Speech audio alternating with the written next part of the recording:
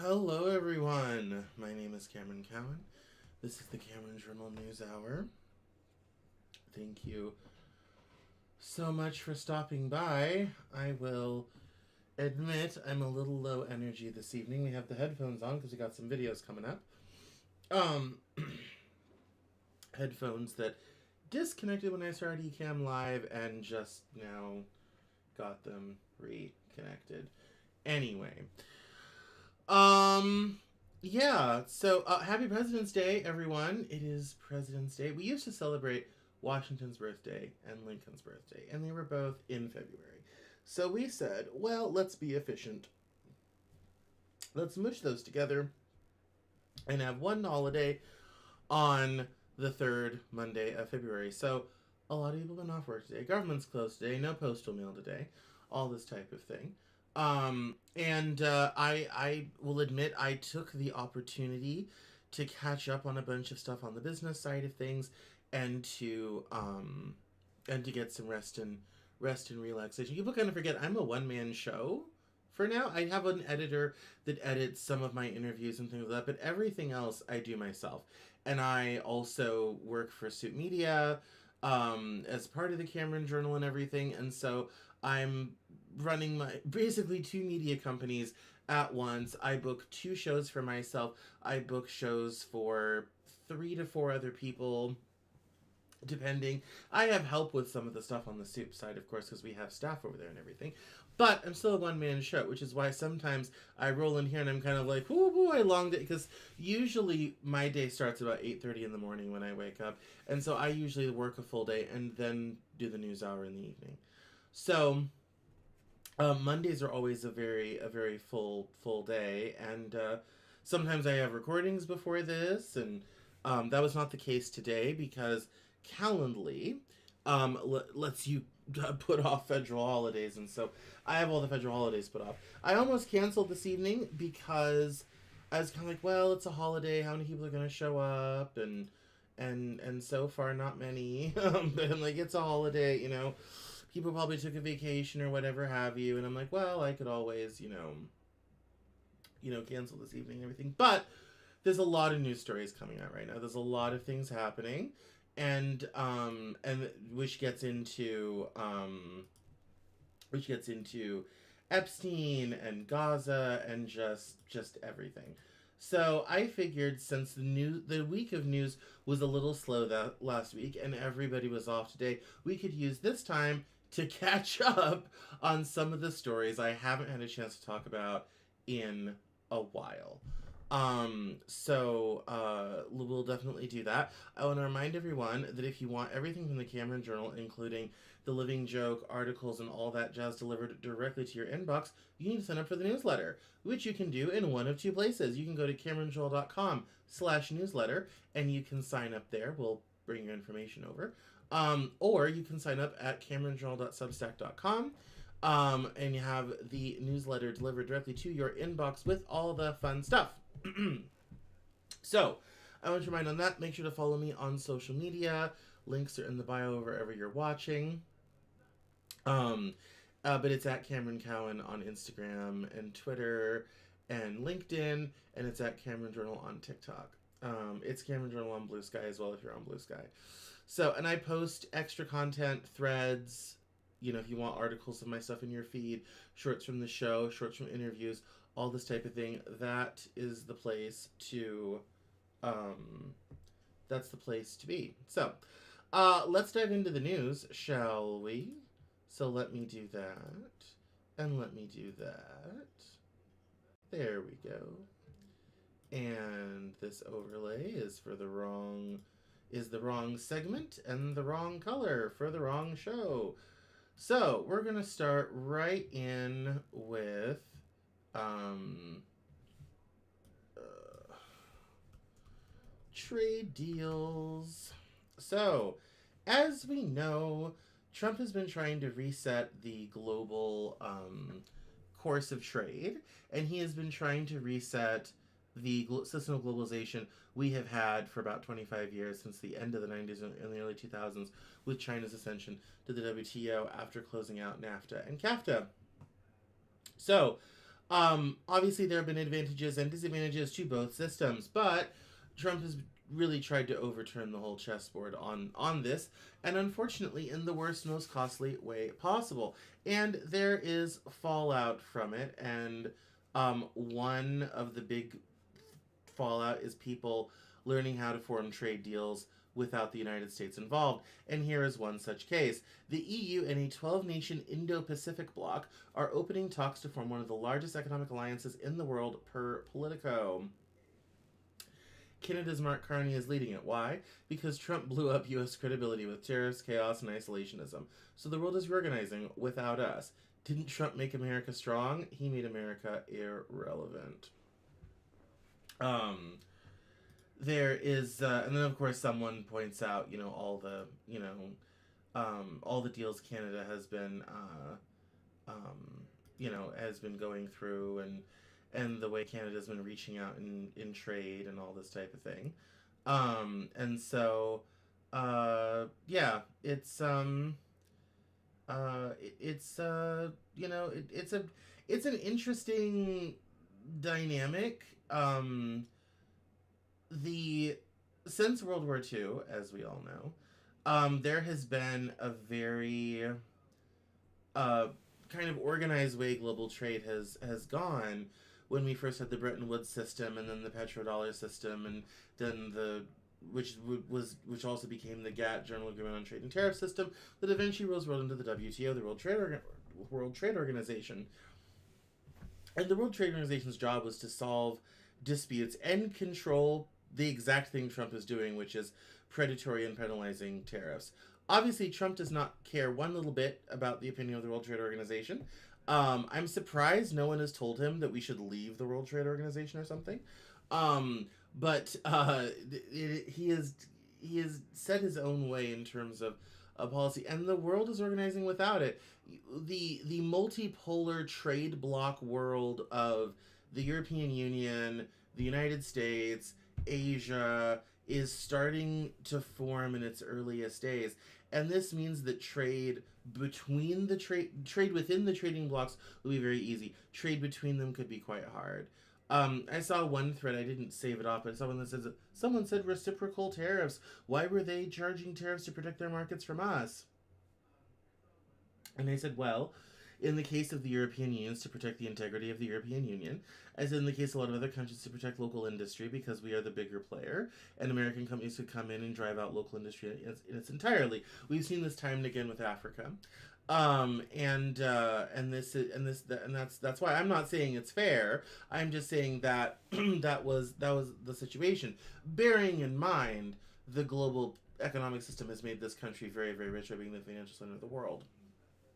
And the unfortunate, I think, reality is that we are setting ourselves up for a very awkward position where the world is trading and growing and new technologies developing, and we're just on the outside sitting on the outside looking in.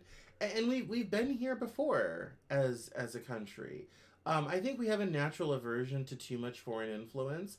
I think we have a natural aversion to getting too integrated into international systems. I don't necessarily think that's a good thing.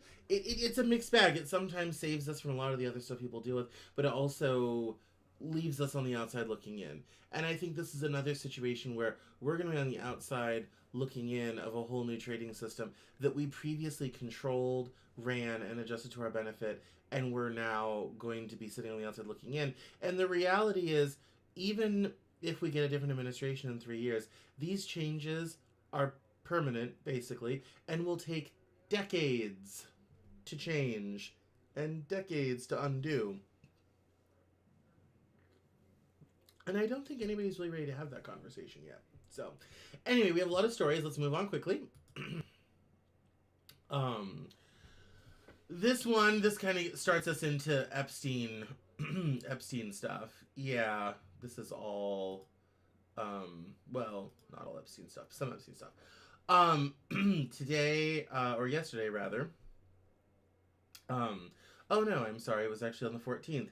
Attorney General Pam Bondi released all Epstein files under the Epstein Files Transparency Act, including justified redactions and a list of high-profile names appearing in the documents. And there are multiple names. A lot of people we don't know, some people we do, including Beyonce, although they didn't bother to put that her last name was Knowles or Carter, which they just put Beyonce, which I think is funny. Hunter Biden, although I've not seen any mention of him in the files. Pam Bondi put herself, good job. George W. Bush, George Bush Jr., Richard Branson, Bono. They didn't even put his legal name, they just put Bono. Joe Biden, Melinda Gates, Mark Foley, Sarah Ferguson, Diana, Princess of Wales, made it in here. Mike Huckabee, Sarah Huckabee is in here. Eric Holder's in here. Jay-Z. Didn't put his government name, just Jay-Z. Steny Hoyer, former congressperson. Kamala Harris. We also know who she is. Let's see. Dan Bongino is in here. Jill Biden is in here. Ehud Barak. Alec Baldwin. Miriam Adelson, head of Big Media Empire. Bill Clinton, obviously. George Clooney. Bill Cosby. Who else is in here? That's important. John McCain, Ghislaine Maxwell, Howard Lutnick, Monica Lewinsky, John Kerry, John Kasich, former governor of Ohio, Janis Joplin, the musician, Robert F. Kennedy Jr., Carl Klein, Benjamin Netanyahu, Michelle Obama, Mehmet Oz, Kash Patel, Nancy Pelosi, Tony Podesta, Pope John Paul II, Elvis Presley, Dan Quayle, of all people, Mitt Romney, Amy Schumer, Sultan Ahmed bin Sulayem, Bruce Springsteen, George Soros, Ben Shapiro, Marco Rubio, Karl Rove, Ronald Reagan, doesn't matter, he's dead, Prince Harry, Duke of Sussex, Mike Pompeo, Rosie O'Donnell, Barack Obama. I'm not quite sure why they put Barack Obama next to O'Donnell. It should have been over here with Michelle. This is only somewhat in alphabetical order. Unless they're going left, right, left. I guess maybe going left, right, left, right. And Ro Khanna, Larry Kudlow, Alex Jones. Who else? Susan Rice, Obama official person. Paul Ryan is in here. And J.D. Vance, Ivanka Trump, Peter Thiel, Mark Zuckerberg, Abigail Wexner, Les Wexner's in here somewhere, Melania Trump, Stanley Woodward, oh, there's Les Wexner, Donald Trump, of course, and Margaret Thatcher. That's kind of the who's who. They were required to list high-profile names with political exposure. And so, yeah, it's, yeah, there's a whole list here. And obviously, just because your name is mentioned does not mean anything. Jeffrey Epstein liked to email back and forth with his friends about a lot of things. Some of it had to do with, his crimes. A lot of it did not. So just merely having your name in here does not mean anything. It also, a lot of these things could be simply tangentially mentioned in the emails, as well. I'm not quite sure what John Bolton got up to, or Joe Biden got up to, or Bono got up to. Or obviously Hillary Clinton, Bill Clinton, Chelsea Clinton, Noam Chomsky, Cher, even. That does not necessarily mean that they were involved in any crimes. It just means they were mentioned and they're a public person. So I thought that was interesting. Everyone's calling it a who's who of who's famous. I'm like, actually, there's a lot of people that aren't in here. A lot of people. There's very specific people that are in here. It's also very America, Britain sort of thing. Um, and and I think that is interesting. Julian Assange made it in here. Woody Allen. Definitely a list I don't think anyone necessarily wants to be on, and a lot of these people probably wish that they weren't. And obviously, there's a ton of other people who are much less famous who did not make this official list of people, um, people without political exposure sort of thing. So I wanted to go over kind of that. If you've seen this list floating around, and just kind of go over who all is here. We now have a list of people who are associated some way, somehow, with the Epstein files by mention or whatever have you, including people like Prince Philip, who's passed, that was Queen Elizabeth's husband. I did read somewhere that Queen Elizabeth herself was in here, but I didn't see. Let's go back to the E's. I didn't see if they put her. Yes, Elizabeth II. There we go. Missed that one.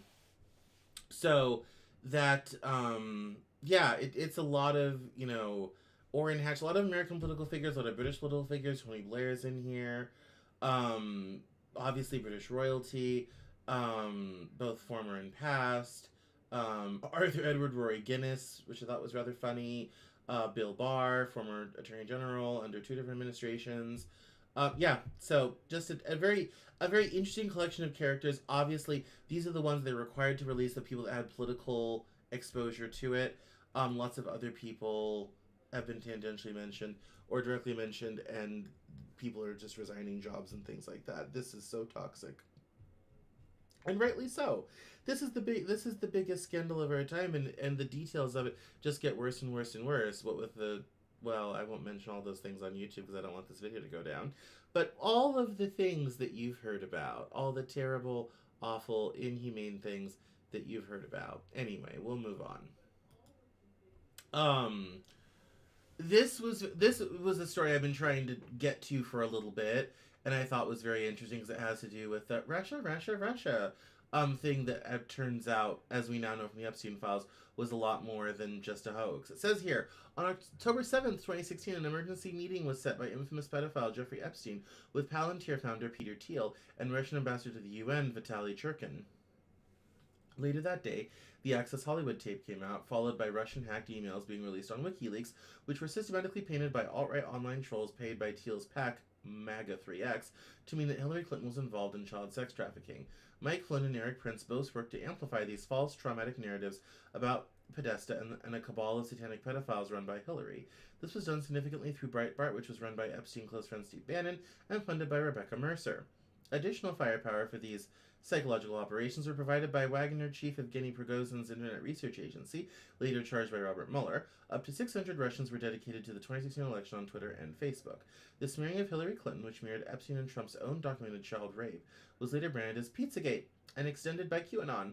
It was all systemic, large-scale projection designed to swing a presidential election through psychological warfare. Thiel was the only major donor who supported Trump in the wake of Trump's comments about grabbing women by the genitals on video. Palantir had previously been caught planning to run a covert influence operation on WikiLeaks. A month after Trump's inauguration, Vitaly Churkin suddenly died. We were looking for quote-unquote Russian collusion in the wrong place. I don't necessarily know that proves the whole Russian collusion idea, but it does add on. Here's why I like this. It adds on to things we already know are true and have been decided in a court of law. We already know about the Russian influence operation because of Cambridge Analytica. That's where the problem always has been. So this bit about 600 Russians dedicated to the 2016 election on Twitter and Facebook, that we know. And that we know from court. We also know that the Internet Research Agency is part of the FSB from Wagner and Evgeny Prigozhin. That we already know. That's been known for 10 years now. Obviously, if you are a high Russian official, the chances of you falling out of a balcony in Moscow are pretty good. If I were them, I'd start putting up nets, because all these people just seem to start falling out of windows. It's just a terrible thing. I blame the ice. Well, that also in Putin's desire to get rid of people, but ice as well, sort of thing. I think for me, the part that is so troubling is how so much of what we have been dealing with over the last several years was the brainchild of a small group of people who were trying to push their own agenda and were doing it through the most nefarious means possible. Um, I know I will have to say one of the things I did not do and I should have done is I should have gone back and reviewed the Podesta emails. It's been too many years since that was 10 years ago almost. Too many years since they came out, so I'm fuzzy on the details. I would to cross check all of this. It would be interesting to go back to the reporting on the Podesta emails at the time and look to see what was being said and why, if there was anything to it. As far as I know, Podesta was never charged with anything. And look through all of that and then go from there to see what's there. But I think it's interesting that based on the list we just read, I didn't see John Podesta's name on it. And interesting enough, nothing ever came of any of that with Podesta under two different presidents. So that's, a thing. But this is a very interesting thing looking at, the emails and these appointments and these, the reporting at the time, and what Palantir wanted to do. I thought this was a very interesting concept because, like I said, it builds on something we already know to be true. And who knew that the Russian influence operation from the 2016 election was tied rather directly to Jeffrey Epstein? I think that is just, it's impressive, I will say. It's quite impressive. I would have never ever thought in a million years that those two things would be linked together in the same way that they are. Anyway, let's move on. This one is very interesting. Mostly because it's in an area of research I used to do. But this one, Donald Trump isn't just trying to rewrite history, he's trying to rewrite reality itself, and the paper trail is damning. Days after the assassination of Charlie Kirk, the Trump-controlled Department of Justice quietly deleted a federally funded study showing that far-right extremists are responsible for the overwhelming majority of domestic terrorism deaths in the U.S. I would have been interested to read that because that used to not be true. I did research on this. Anyway, we'll go on.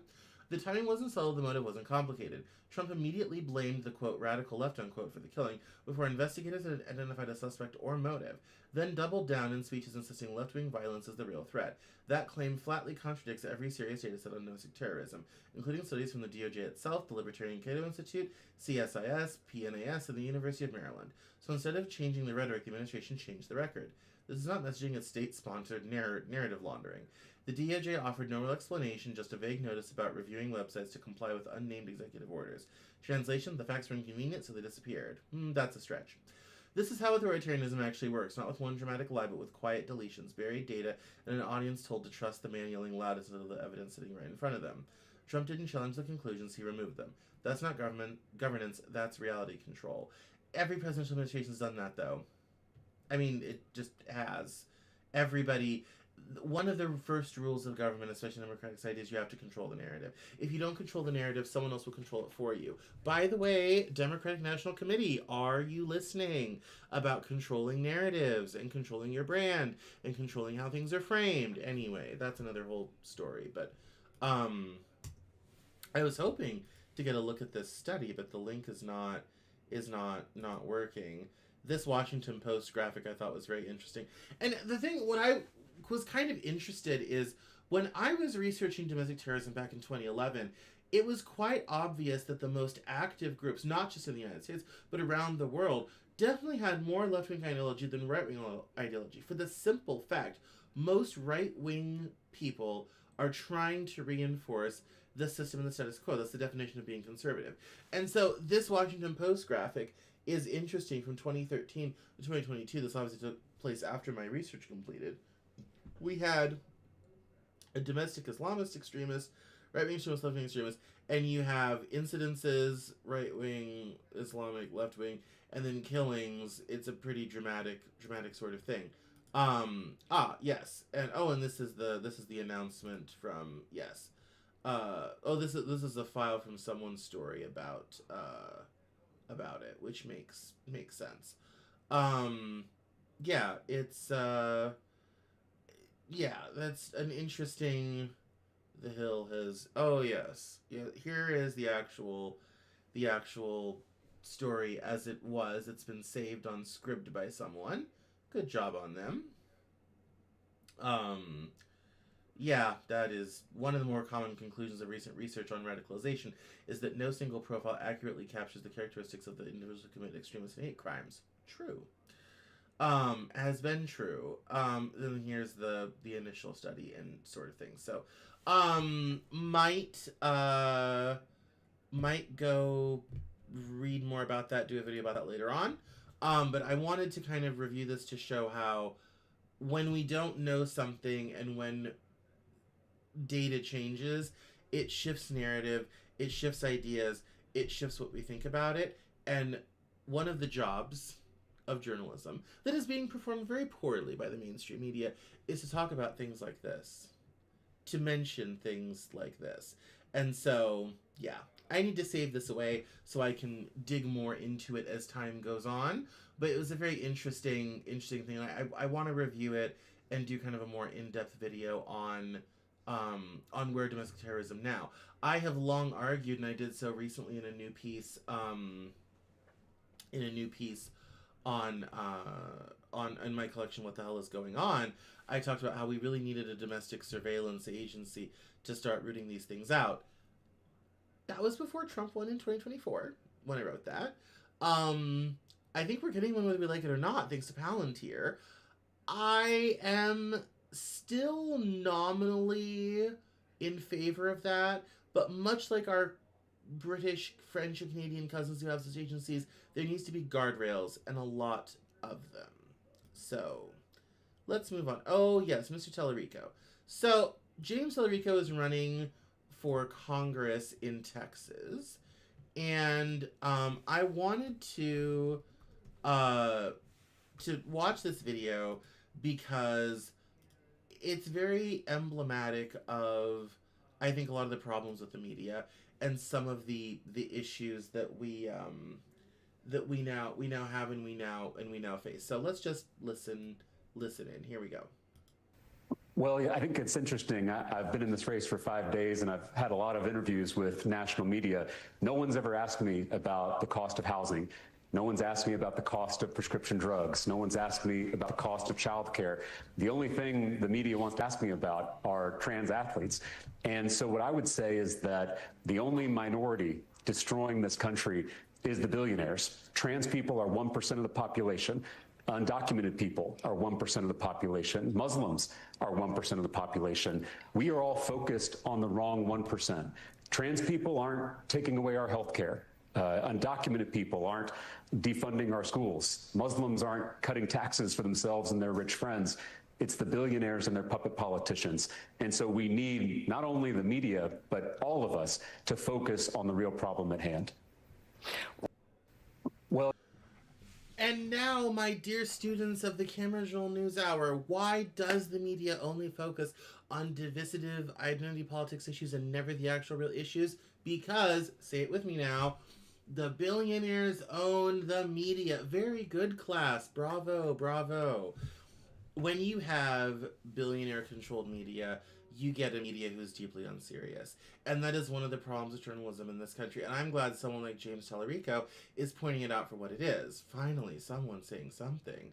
And it is and I have said this since I started this in 2014. It's one of the reasons I started, this show. I've always felt like journalism and media has underserved this country, underserved the population, and it has allowed the corporate takeover of government without hardly a protest being really registered. And the fact that all of this has gone on and the media has not been pounding the same drum, saying the same thing he's talking about all day, every day, for at least the last 25 years, shows us how ineffective modern journalism and modern media is. So if you're sitting here watching this, all two of you, because it's a holiday, if you're sitting here watching this, you are already more informed than the average cable news viewer. So, and this is also why, and I tell people this, I don't watch cable news outside of clips. I don't watch a lot of mainstream media for this exact reason. they're not covering the stories that are really important. But here's the great news about the internet. There's now wonderful independent journalists like myself and Aaron Parnas and Under the Desk News and David Packman and a lot of other people who are actually doing the job the mainstream media should be doing. And I just love this video because Tellerico's telling how it is and taking the media to task for their complicity in what's happened to make our society not function. And it's about time someone says it out loud and actually gets them back to doing what they do best, which is their actual job, rather than just merely being lackeys for the billionaire class. Anyway, enough of that. I'm getting ranty now. I can't do that. All right. This story we probably all forgot about, but I'll bring you up to speed. So Senator Mark Kelly made a video several months ago reminding America's troops that they did not have to follow unlawful orders, and the administration has had a hard-on for him ever since. And it says here now that judge temporarily blocks Hegseth from punishing Kelly for video. Judge Richard J. Leon found that attempts to discipline Mark Kelly for a video that warned against following illegal orders would violate the senator's First Amendment rights. Says here, a federal judge on Thursday temporarily blocked Defense Secretary Pete Hegseth from punishing Senator Mark Kelly, Democrat of Arizona, for participating in a video that warned active duty service members not to follow illegal orders. Judge Richard J. Leon of the District Court for the District of Columbia wrote in a 29-page opinion that the Defense Department's move out to discipline Mr. Kelly, retired Navy captain and former astronaut, ran roughshod over his freedom of speech. Judge Leon barred Mr. Hegseth and the Pentagon from taking any steps to reduce the senator's retirement rank and pay or using the findings against Mr. Kelly in a criminal proceeding. Quote, rather than trying to shrink the First Amendment liberties of retired service members, Secretary Hegseth and his fellow defendants might reflect and be grateful for the wisdom and expertise the retired service members have brought to public discussions and debate on military matters in our nation over the past 250 years, he wrote. If so, they will more fully appreciate why the Founding Fathers made free speech the First Amendment in the Bill of Rights. The blunt ruling came after a grand jury in Washington rejected an extraordinary attempt by federal prosecutors in Washington to secure a criminal indictment against Mr. Kelly and 5 other Democratic lawmakers who together released a video in November directed at members of the military and intelligence community. Our laws are clear, Mr. Clay said in the video. You can refuse illegal orders. The message enraged President Trump, who accused Democrats of seditious behavior punishable by death. The decision on Thursday came after Mr. Kelly sued Mr. Hegseth and the Defense Department for censuring him and initiating a military review of the senator's public statements that could result in a reduction of his retirement rank and pension. The Justice Department had argued that the video and public statements by Mr. Kelly criticized Mr. Hegseth for firing admirals and generals and surrounding himself with yes men undermined military discipline. But Judge Leon, a nominee of President George W. Bush, wrote that Mr. Kelly was acting within his role as a member of the Senate Armed Services Committee, exercising oversight authority over the Defense Secretary, and that attempts to penalize him through military channels appeared to be a tactic to skirt review by the courts. So, it's a temporary block. I'm sure this is going to continue on. I'm sure Hegseth and co. are going to appeal. But this story will continue. I thought it was interesting. I like the judge's opinion, so I wanted to read it because it shows it gives some clarity and some ideas of the intersection between what people can say and how that interacts with with the law and other and other things, including First Amendment and all this type of thing. So, it's a very interesting. Like I said, it was a very interesting take. Interestingly enough, what I think is kind of funny about the 5 people in that video, was that the other 5 senators didn't have any real way they could go after them, but Mark Kelly being ex-military, they had a way to do this and go in on all of this, and that I think was a rather very interesting tack they took. I think it also shows that I think they realized it would be very hard to go after the rest of them, all 5 Democrat senators, because the laws around a lot of this stuff are very narrow. The definition of treason is very narrow. The definition of sedition is very narrow. And so they went after Mark Kelly on the one channel that they could, and that was Department of Defense and a military review. And now the judge is temporarily blocked it. We have a comment that disagrees, so we'll talk about it because we always love a good debate. So, um, 100% was sedition. I think it's a very good and easy way to view it that way. Legally speaking, that is not the case. Although, if you remember, on this show, I had called, as I have a lot of ex-military buddies, and I called one of them and I said, "How does the soldier on the ground even understand this esoteric legal foolishness? Like, how is the average soldier to make this decision?" And on illegal orders, it seems, how do you do that sort of thing? Um, and he said, the reality is it has a lot more to do with what happens afterwards than it does like in the moment, in terms of if you get an illegal order and it was wrong, you are not in legal trouble for doing it because the order was illegal. He's like, but it's very hard in the field to make that decision. He was in Iraq in the desert. Sort of thing. And so I was kind of like, we couldn't talk long because I had to do work and he had to do stuff, and I called him like right before the news hour sort of thing. But it was kind of a very odd thing.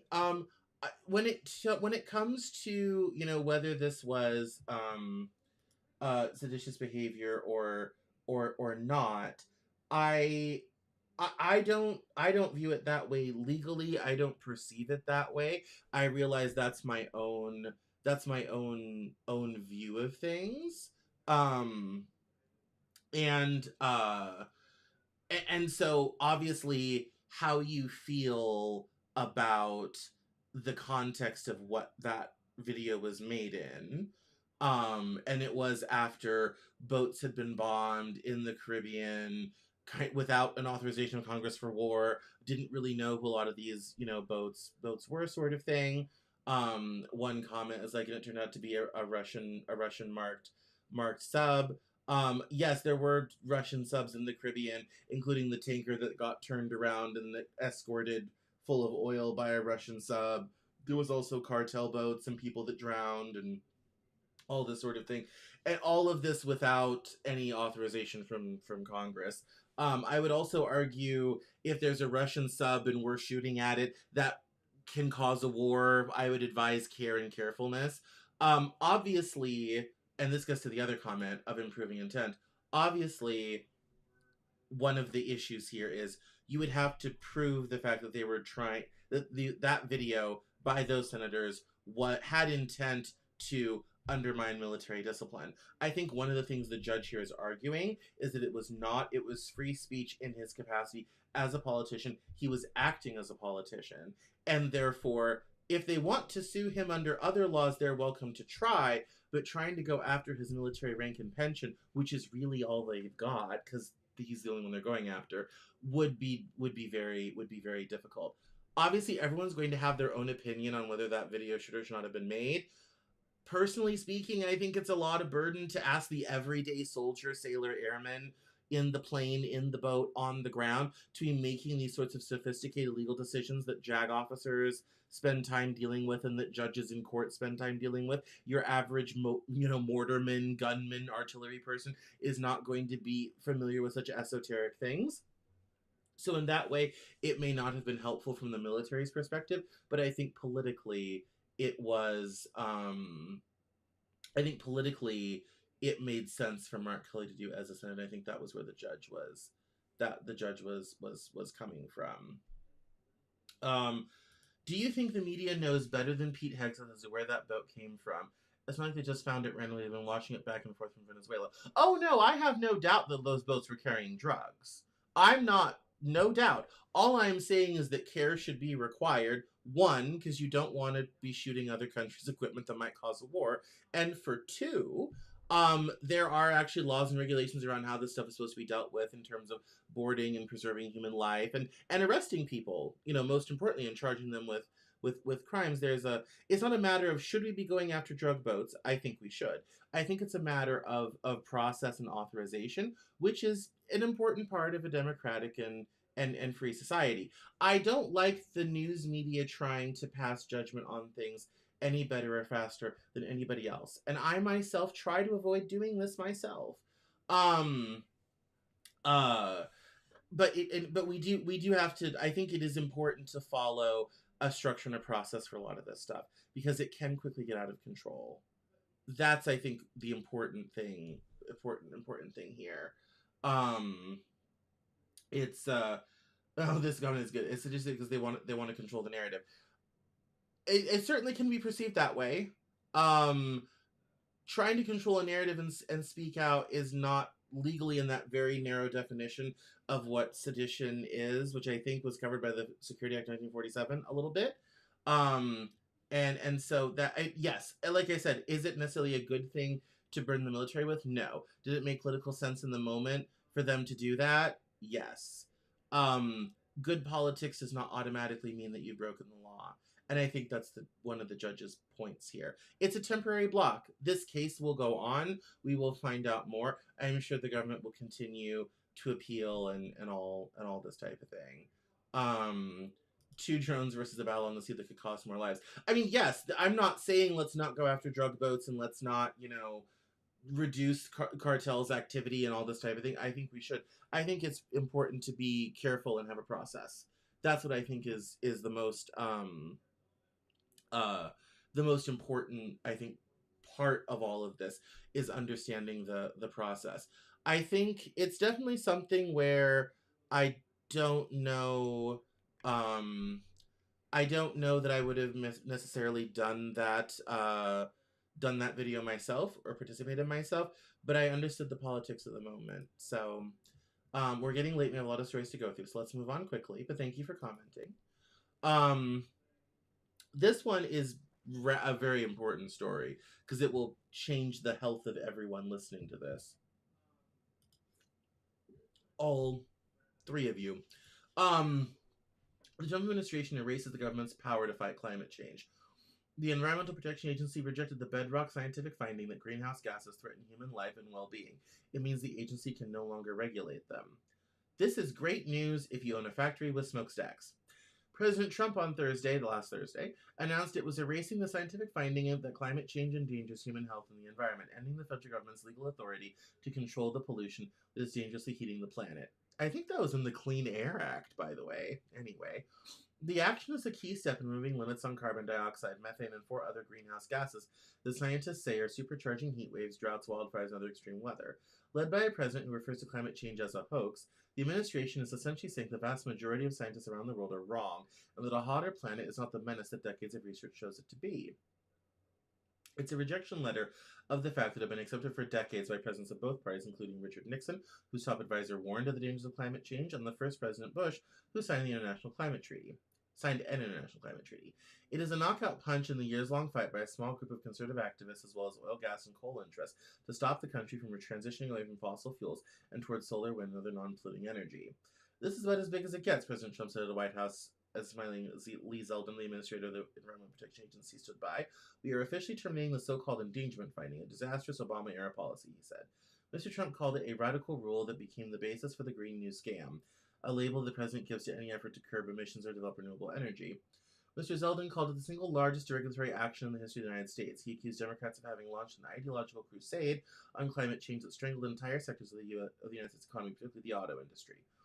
The administration claimed it would save the auto manufacturers and other businesses an estimated $1 trillion, although it has declined to explain how it's arrived at that estimate. At issue is what's known as the endangerment finding, a 2009 scientific conclusion that greenhouse gas emissions pose a danger to Americans' health and welfare. The finding was based on more than 200 pages of research and evidence. Oh, so it's new. Good. Mr. Trump also has called climate scientists stupid people, claimed on Thursday that the finding had no basis in fact. For nearly 17 years, the EPA had relied on the bedrock finding to justify regulations that limit carbon dioxide, methane, and other pollution from oil and gas wells, tailpipes, smokestacks, and other sources that burn fossil fuels. The repeal of the endangerment finding is expected to increase the country's greenhouse gas emissions by 10% over the next 30 years, according to the Environmental Defense Fund and advocacy group. The added pollution could lead to as many as 58,000 premature deaths and an increase of 37 million asthma attacks between now and 2055. On Fox Business Wednesday, Doug Burgum, the Interior Secretary, revived a debunked myth to somehow the Trump administration views carbon dioxide, the main greenhouse gas. CO2 is never a pollutant, he said. When we breathe, we emit CO2. Plants need CO2 to survive and grow. They thrive with more CO2. While carbon dioxide can help plants grow, the extraordinary high levels in the atmosphere are overwhelming natural processes and increasing the frequency and severity of drought, heat waves, and other damaging events, according to scientists. President Barack Obama wrote on social media that the repeal of the endangerment finding means, quote, we'll be less safe, less healthy, and less able to fight climate change, so all the fossil fuel industry can make even more money, unquote. Governor Gavin Newsom of California promised a court challenge. Of course, if this reckless decision survives legal challenges, it will lead to more deadly wildfires, more extreme heat deaths, more climate-driven floods and droughts, and greater threats to communities nationwide. He said California will, quote, will sue to challenge this illegal action and will continue to regulate greenhouse gases, he said. We will see them in court, and we will win, said Manish Bapna, the president of the National Resources Defense Council. The science and the law are crystal clear, and EPA is issuing a rushed, sloppy, and unscientific determination that has no legal basis. And it goes on about climate change. As longtime readers and listeners know, I've always been a bit questioning of climate science. In the 10 plus years since I wrote my initial essay on climate change, I've definitely seen more evidence in favor of it than I have against it. But one thing has also become clear. I don't think we fully understand climate systems. They're too big. Because, you know, between 2010 and 2020, we were supposed to see an unprecedented increase in hurricanes. We did not. We're supposed to see increases in severe weather. Some places we have, some places we haven't. There's definitely a lot of questioning around that. But I think overall, just from a public health perspective, reducing emissions is always a good thing. Anytime you can clean that up and deal with that in another way is a good thing. And I think this is a loss for enforcing clean air and clean water, and continues a pattern in this administration of not allowing the federal government to regulate these things in favor of industry. If you look at the history of industry in this country, particularly in the 20th century, it is a history of environmental degradation where these things are. I think if we want to reindustrialize and we want to do these things, we have to do it smarter than we did in the past, and not just dump the waste everywhere, not just pollute the air, the rivers, the lakes, the streams, and be mindful of how these things fit into a greater ecosystem. That's not the narrative in climate change. It probably should be, but I think this is not a good thing. So that's some editorialism for you. Moving right along. Speaking of shutdowns, we have a partial government shutdown right now. Senate Democrats have refused to move ahead with the spending bill needed to keep the Department of Homeland Security running because it lacked limits they have demanded on federal immigration agents. I'm not changing graphics fast enough because I'm the only one here, and it's hard for me to produce and speak at the same time. But we'll try to catch up. There we go. All right. It says here, members of Congress departed Washington on Thursday without funding the Department of Homeland Security, putting it on a near certain path to shut down this weekend, amid a deep partisan divide over Democrats' demands to place new restrictions on federal immigration agents. Senate Democrats blocked a spending bill that would have funded the department of past Friday night shutdown deadline without adding any new curbs on immigration enforcement.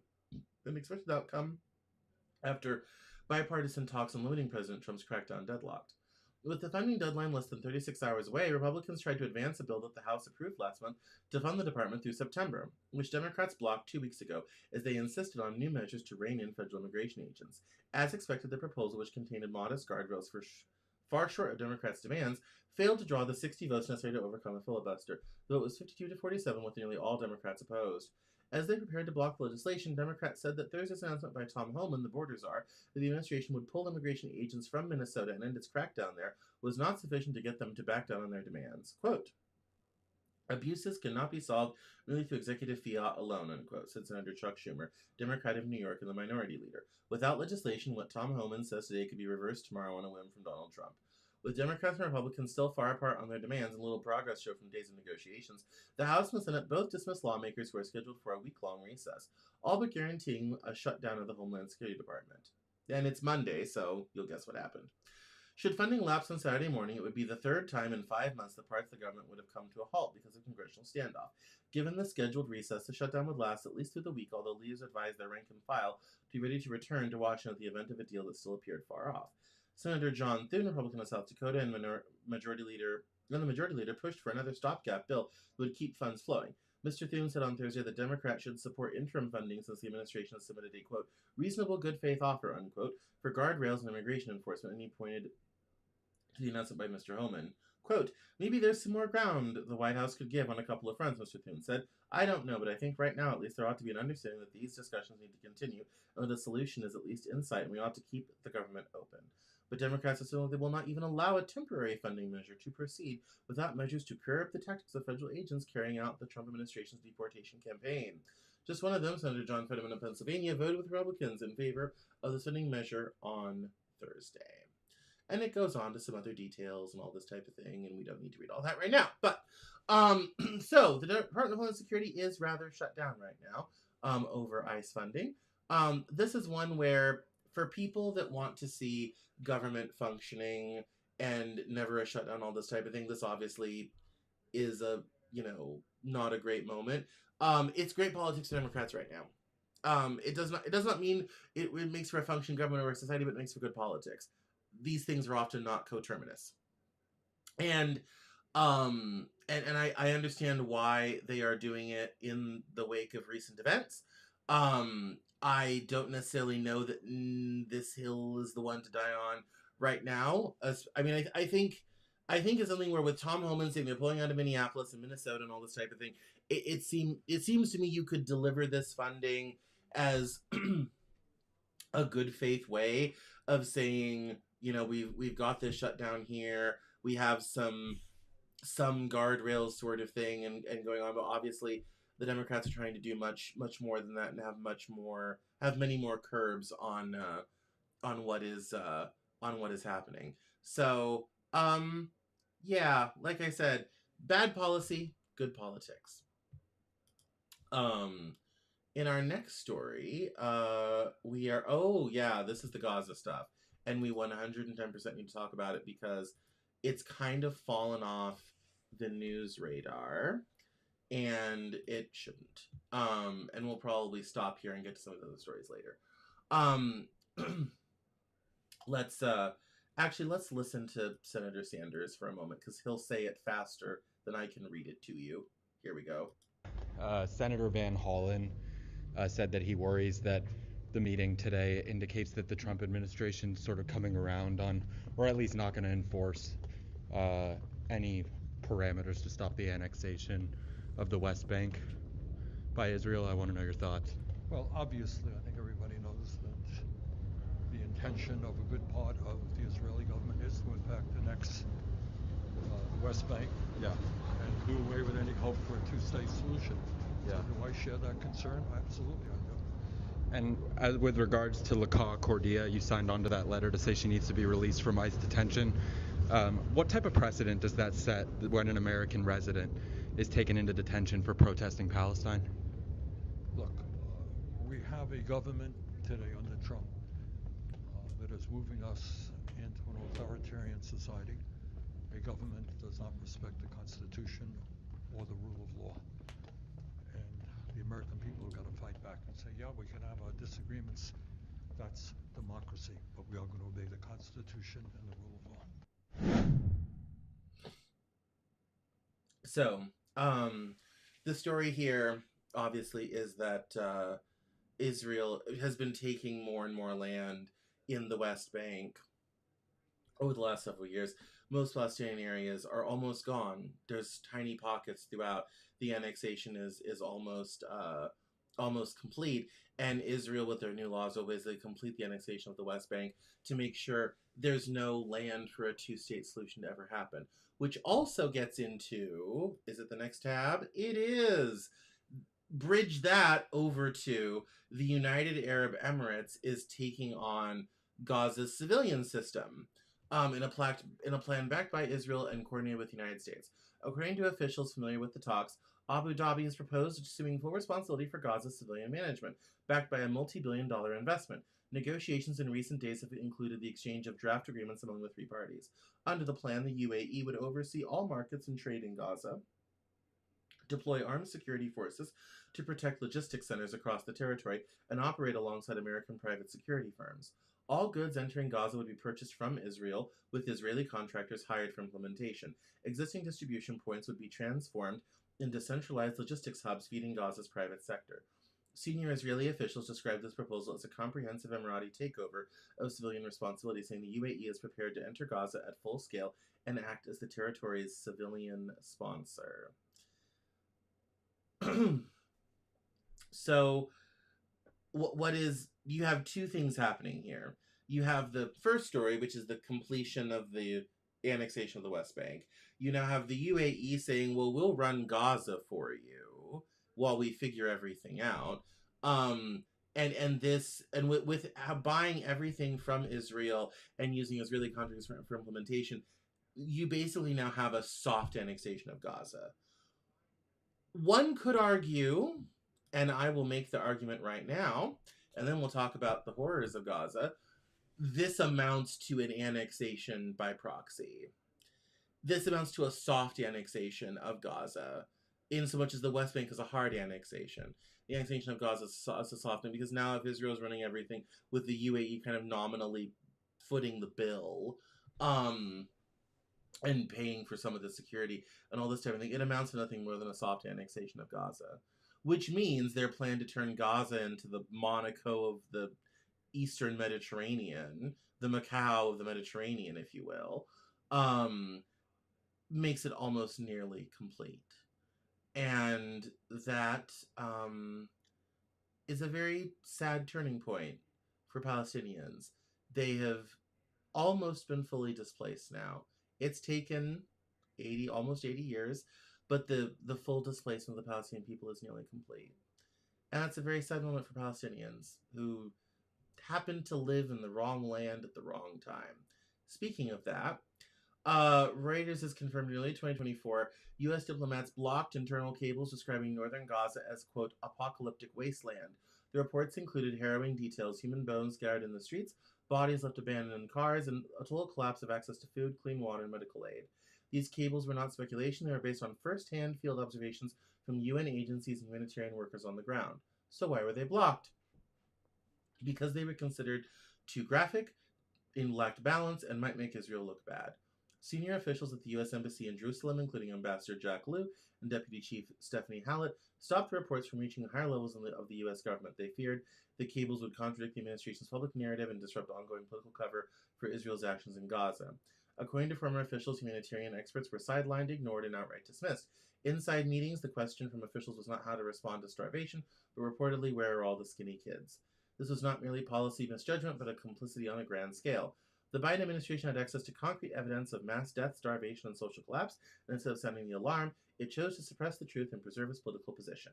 They did not just ignore the warnings, they buried them.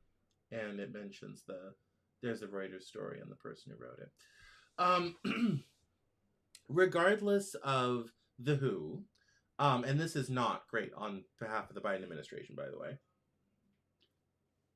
Regardless of the who, the why, and the where, it's very clear that they were trying to block further outrage about what was happening in Gaza, which was outrageous enough just from what we were getting from the ground via live streams and other things like that. This is again another situation where when you try to protect the narrative, it always comes back to bite you in the ass. And the fact that things were so bad on the ground that diplomats felt like they needed to protect, upper levels of government to protect the narrative is just as bad. And the fact that it was happening under Democrat doesn't matter. It's just as bad either which way.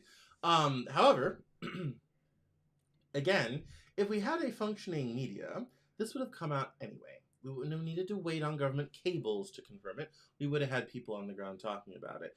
And to some degree we did, because people were live streaming. It was on social media. That was part of the outrage and why people were calling on the Biden administration to stop it, do something, don't enable it. And as we later found out, not only did that, consideration never really ever happen, the Biden administration never considered it, and they never called Tel Aviv to tell them to stop.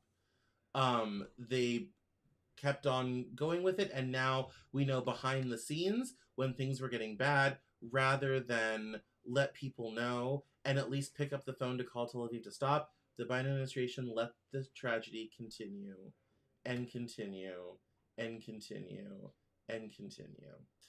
And that is a tragedy of the first degree for the Palestinian people. It shows the complicity that our government, regardless of party, has with the government of Israel. And I think most importantly, it shows why we need a functioning media and journalism system, and we do not have it. If one of these days I should become wealthy and I have a news gathering organization, we'll gather all sorts of news. We'll be all over things.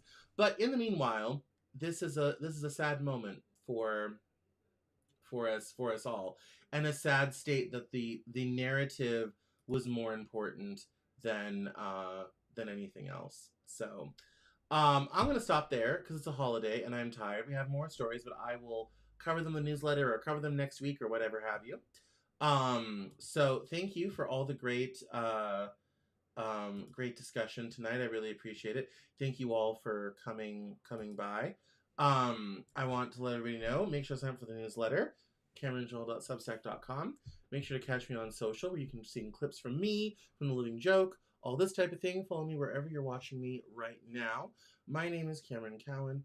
This is the Cameron Journal Newshour. I will see you on Wednesday. Will and Connor will be here to talk about all sorts of stuff on The Living Joke on Wednesday at 4. And then I'll be back here on Monday at 7. This week we have a couple of great interviews for you. We have right now out, we have Art as Activism in the Age of Trump with David Dayton. We have David Pasqualone from Remarkable People talking about the lives of extraordinary achievers. And today we also have The Last American Editor by Ken Tingley. Later this week, we're also going to talk about, with Barry Ma, we're going to talk about his new book, The Great Dick and the Dysfunctional Demon, and go from there. So it's fun times. We have a great week of content for you. So I will see you next Monday, everyone. Have a wonderful night. Thank you for watching. Bye-bye now.